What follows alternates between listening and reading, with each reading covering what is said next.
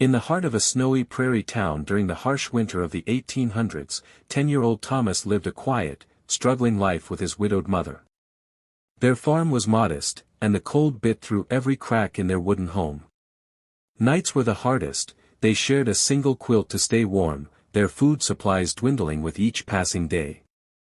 One bitter evening, as Thomas tended to the horses in the barn, he heard a faint sound, almost like a whisper. Curious and cautious, he followed it to the haystack and was startled to find a girl hidden there, no older than him, with dark hair, trembling hands, and eyes full of fear and fatigue.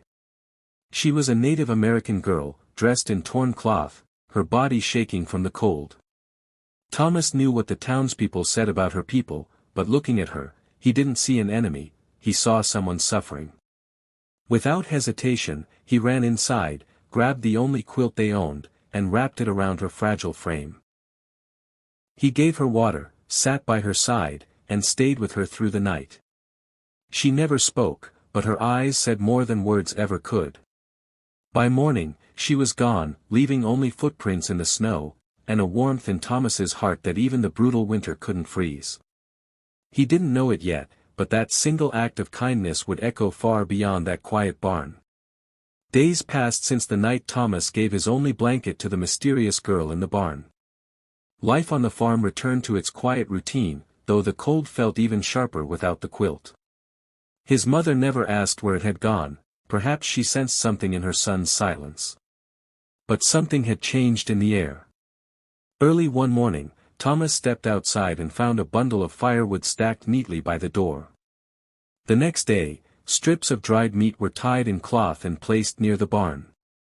There were no footsteps leading to or from the gifts, just the offerings themselves, left quietly, respectfully. At first, his mother feared they were being watched, but Thomas didn't feel fear. He remembered the girl's eyes, how she'd looked at him not with suspicion, but with something like hope. That night, Thomas lay awake listening to the wind whistle through the trees. Somewhere out there, someone remembered. Someone who had once been a stranger. His simple act of compassion had not gone unnoticed. Though they had no words for one another, there was now an invisible bond, one built not on language or culture, but on humanity. And in the silence of that snow-covered land, something sacred had begun to grow. The boy who gave his only comfort to someone in need was about to witness a return of that kindness in a way he could never have imagined. A week after the girl disappeared, the quiet on the prairie began to feel heavier, like the land itself was holding its breath. Thomas continued his chores, but his eyes often drifted to the tree line beyond their fields, as if expecting something. Then, one morning, just before sunrise, he stepped outside and froze. On the distant hills, silhouetted against the pale orange sky, were figures, hundreds of them. Horses stood in perfect stillness, their riders tall and solemn. His breath caught in his throat.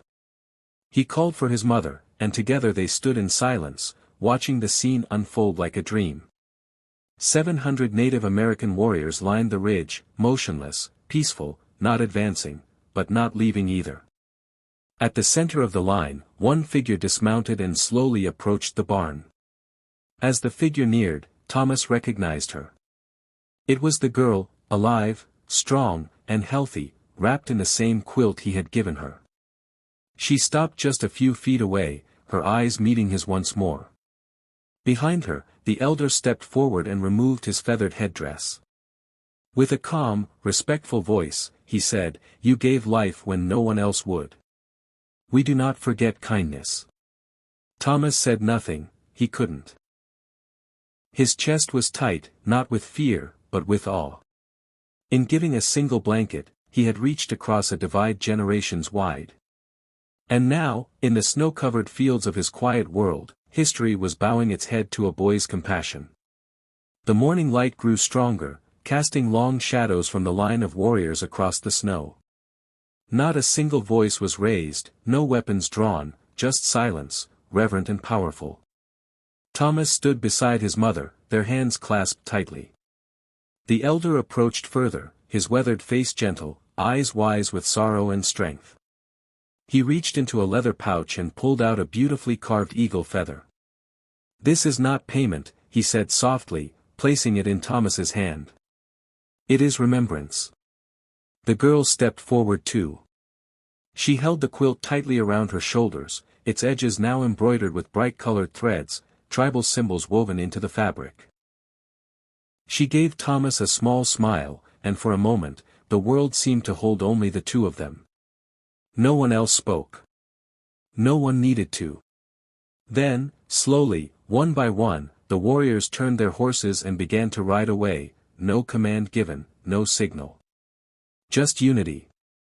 The sound of hooves on snow was the only farewell. Thomas and his mother watched until the last rider disappeared over the ridge. What had begun as an ordinary act of compassion had turned into something extraordinary.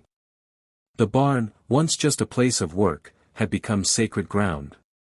And Thomas, a simple farm boy with nothing to give but a blanket, had unknowingly built a bridge between two worlds, one stitched not with thread, but with humanity. Years passed, and the snow still fell each winter, blanketing the prairie just as it had that unforgettable day. Thomas grew into a young man, then a father himself.